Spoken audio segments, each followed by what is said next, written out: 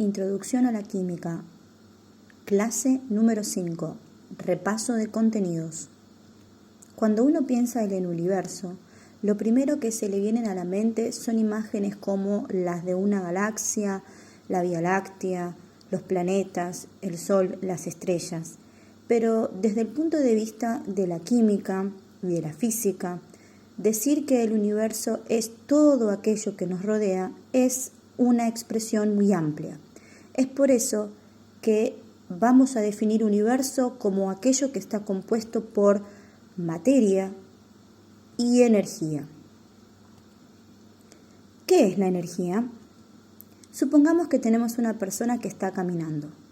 Para poder moverse, sus músculos necesitan incorporar de sus células energía.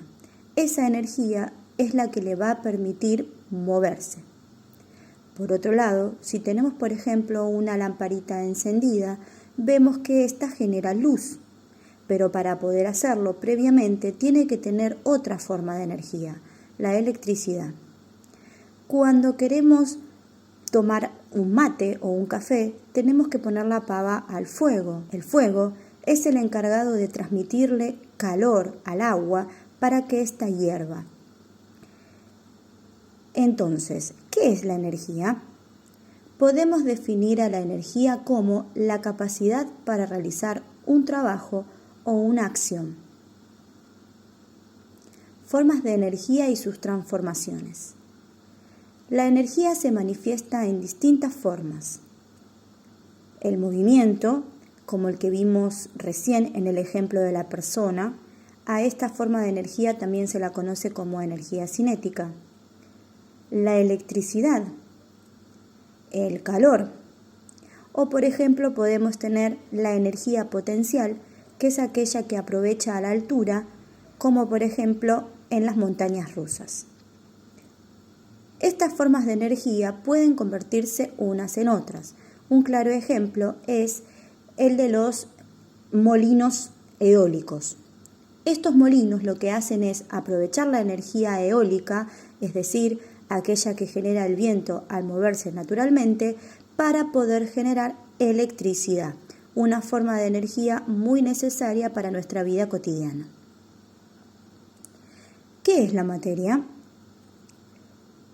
Es todo lo que podemos tocar, es todo lo que podemos ver, son las definiciones generales que me dan todos los alumnos, a lo cual yo les pregunto siempre, ¿podemos tocar o ver el virus SARS-CoV-2 causante de la enfermedad conocida como COVID? Bueno, muchos de ustedes coincidirán conmigo en que no lo podemos ver ni lo podemos tocar. Los científicos pueden verlo utilizando herramientas como los microscopios, pero nosotros en la vida cotidiana no podemos ni ver y tocar. Por lo tanto, utilizar expresiones como ver, tocar, o sea, todo lo que podemos apreciar por los sentidos para denominarlo como materia, nos hace quedar un poco cortos en la definición. Entonces, vamos a decir que materia es todo aquello que compone a los cuerpos. Y cuando digo cuerpo, me refiero a cualquier objeto. Los cuerpos pueden ser del tipo regular, como lo son una esfera o un prisma, que tienen una forma geométrica definida y su volumen es fácil de calcular utilizando fórmulas matemáticas. O también podemos tener cuerpos irregulares, como puede ser una roca, cuyo volumen es más difícil de calcular al no tener una figura geométrica definida. Características de un cuerpo. Para que todo cuerpo sea considerado cuerpo, hay que tener en cuenta que los objetos que conocemos en nuestro mundo son tridimensionales. ¿Qué quiere decir esto? Que se pueden medir de ellos 3 dimensiones. La primera dimensión es la altura. Todos los cuerpos tienen un alto. La segunda dimensión que podemos medir es el largo de ese cuerpo. Y por último, la tercera dimensión que podemos medir es el ancho o también conocido como espesor de dicho cuerpo. Además de ser tridimensional, un cuerpo debe poseer masa, peso y volumen. ¿Masa, peso y volumen son lo mismo? Supongamos que tenemos un cuerpo. Si yo observo el espacio que ocupa este cuerpo, voy a estar hablando de su volumen. Si ahora me imagino que este cuerpo está formado por una innumerable cantidad de partículas muy pero muy pequeñitas que no puedo ver, pero si las pudiera contar, lo que estaría calculando sería su masa, es decir, la cantidad de partículas que posee. Si a este mismo cuerpo ahora lo pongo encima de una balanza, lo que estaría determinando es su peso. Para poder entender el peso, tenemos que situarnos en donde vivimos, en el planeta Tierra. El planeta Tierra tiene un centro, y todos los objetos que están sobre la superficie de la Tierra, o todos los cuerpos, tienden a caer acercándose hacia el centro de ella. Si en vez de la Tierra yo estuviera en la Luna, pasaría lo mismo. La Luna tiene un centro y todos los objetos que están sobre su superficie serán atraídos hacia su centro. Ahora bien, el tamaño de la Tierra es considerablemente mayor al de la Luna. Es por esto que si yo me peso en la Tierra y me peso en la Luna mi peso va a ser menor. Entonces podemos definir al peso como la fuerza con la que la Tierra o la Luna atrae hacia su centro. Introducción al concepto de átomo. ¿Cómo está formada la materia? Esta pregunta se la hicieron a lo largo de los años muchas personas. Específicamente podemos remontarnos a la antigua Grecia, aproximadamente en el siglo V a.C., y nos vamos a encontrar con la presencia de dos filósofos muy importantes, Aristóteles y Demócrito. Ambos intentaron responder esta pregunta. Aristóteles decía que la materia estaba formada por los 4 elementos: aire, fuego, agua y tierra. Por el contrario, Demócrito decía que la materia se podía dividir en pequeñas partículas hasta que se llegaba a una tan pequeña que ya no podía dividirse más. A esa partícula, Demócrito la denominó átomo. Átomo en griego significa partícula indivisible. Esta idea, la de los átomos, tuvo gran resistencia en la Grecia antigua, porque Aristóteles era considerado un filósofo de mayor importancia y de mayor respeto que Demócrito. Si bien existieron muchos filósofos que siguieron a las ideas de Demócrito, Aristóteles fue quien se terminó quedando con la victoria sobre este concepto.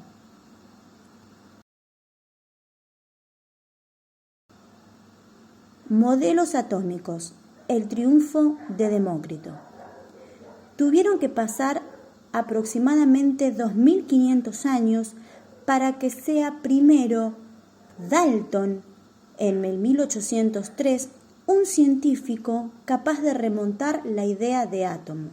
A partir de Dalton se surgen una serie de construcciones científicas que intentan explicar la realidad basándose en el concepto de átomo. Luego de Dalton, en 1904, apareció Joseph John Thomson, con también su idea acerca de lo que era un átomo. Luego llegó Rutherford y luego de él llegó Bohr. Rutherford y Bohr eran compañeros. De hecho, Rutherford era profesor de Bohr y no tuvo ningún problema en que su alumno pudiera presentarle a la comunidad científica su idea acerca de lo que eran los átomos.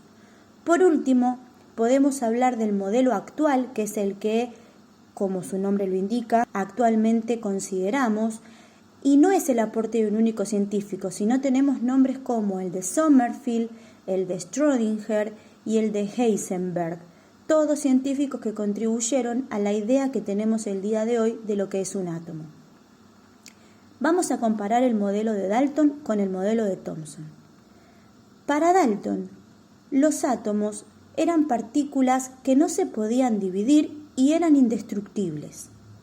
Los átomos tienen forma esférica y además el mismo elemento supone el mismo tipo de átomo. Por ejemplo, en esa época ya se conocía el elemento hidrógeno, así que según Dalton, todos los hidrógenos que existieran tenían que tener la misma forma y las mismas propiedades. Además, Dalton llegó a la conclusión de que los átomos se pueden combinar para generar sustancias nuevas o denominadas compuestos químicos. Un gran ejemplo es la molécula de agua, en donde dos átomos de hidrógeno se unen a un átomo de oxígeno para formar dicha molécula.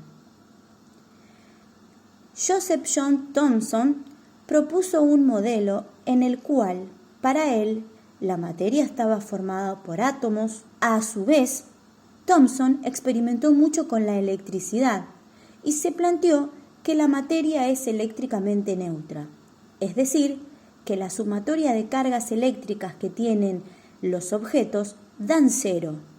Esto lo llevó a pensar que los átomos son neutros porque tienen una masa central positiva y que pegados a esa masa se encuentran otras partículas mucho más pequeñas denominadas electrones y que poseen carga negativa. Esta es una imagen del modelo de Thomson, en donde las partículas celestes estarían representando a los electrones con carga negativa y la masa roja estaría representando a la masa central positiva. A este modelo se lo llamó, en tono de burla, modelo del budín de pasas. Comparemos ahora al modelo de Rutherford con el modelo de Bohr. Según Rutherford, los electrones no están pegados a lo que él llamó el núcleo del átomo, sino que los electrones giran en lo que él llamó órbitas, como si fueran los planetas alrededor del Sol. Él dedujo que en el núcleo deben existir partículas con carga opuesta al electrón, es decir, con carga positiva, y las llamó protones. Este es un dibujo del modelo de Rutherford, en el cual podemos observar las órbitas, que son las trayectorias que hacen los electrones, el centro del átomo o núcleo, que es en donde se contienen los protones, y por último a los electrones que se encuentran girando en dichas órbitas. Por la similitud con el sistema solar, a este modelo se lo conoce como modelo planetario. En cambio, para Bohr, caracteriza al modelo por ser la primera vez en hablar de la energía dentro de los átomos. Para Bohr, cada órbita dibujada por Rutherford significaba un nivel de energía. Cuanto más uno se aleja del núcleo del átomo, más energía tiene ese nivel. Es decir, que la energía es creciente a medida que se sube el nivel. Este esquema muestra el modelo de Bohr, en donde se puede ver que las órbitas corresponden al nivel 1, más cerca del núcleo, nivel 2, nivel 3, más lejos. Tenemos a los electrones y tenemos a esas órbitas que equivalen a un nivel de energía. Sabemos que esa energía es creciente. Estructura atómica, número atómico y número másico. Antes de continuar, te aclaro, el modelo de Bohr y el modelo actual serán más desarrollados en la clase siguiente. Supongamos que tenemos un protón y que este protón se encuentra en el núcleo y a su vez viene acompañado de su respectivo electrón que está girando dentro de una zona que llamamos orbital. Esta representación corresponde al átomo de hidrógeno, o también conocido como protio. Al hidrógeno se lo simboliza con la letra H mayúscula. Se denomina número atómico, o Z, a la cantidad de protones que tiene un átomo. Como son neutros, la cantidad de protones y electrones es igual.